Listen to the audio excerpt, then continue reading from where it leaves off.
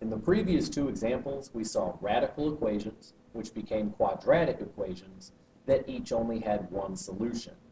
Now, one of those two examples had the solution work. The other example had the solution not work, so it became a no solution example. Let's take a look at the third and fourth examples to see some other possibilities.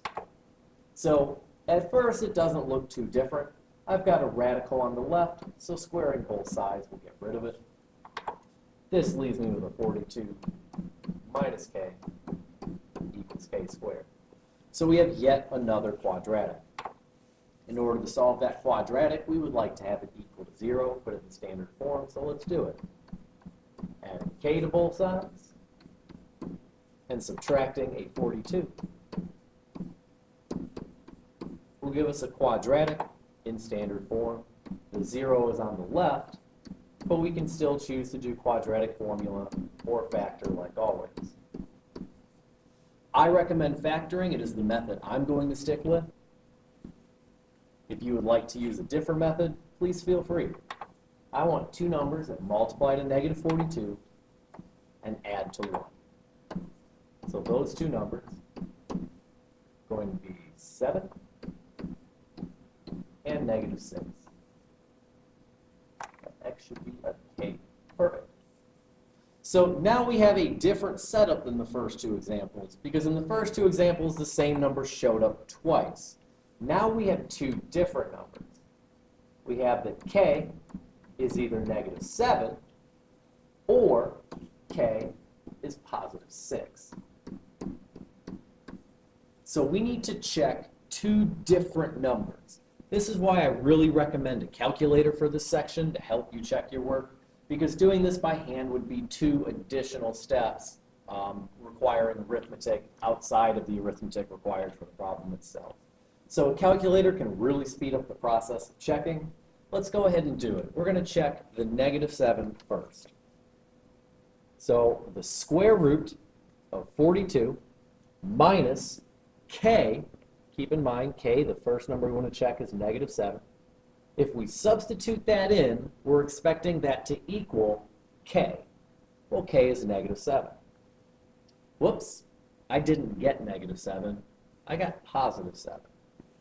Negative 7 and positive 7 are not the same number. So this value is extraneous. We saw that in the previous example. We have seen extraneous solutions before.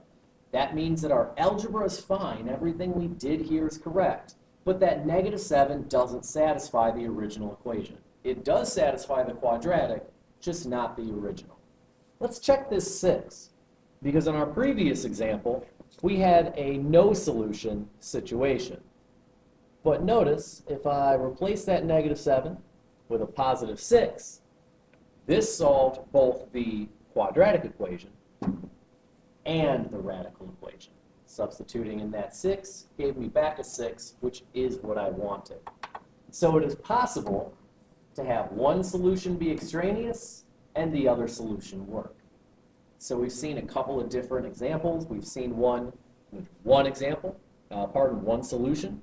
We have seen an example of no solutions. Here's an example with one solution and also an extraneous solution. Let's take a look at one last case. Again, not going to feel too different at first. Squaring both sides gets rid of the radical. This leaves me with a quadratic. Y squared equals 7y minus 10. And like the previous two examples, I want to get this in standard form. Subtract a 7y, add a 10, and this should feel very familiar at this point. Y squared minus 7y plus 10 equals 0. So factoring, two numbers that multiply to 10 and add to negative 7. My two numbers are going to be negative 5 and 2. Let's clean that up a bit. Once again, we have a quadratic. This one has two distinct factors. We have ones that are different.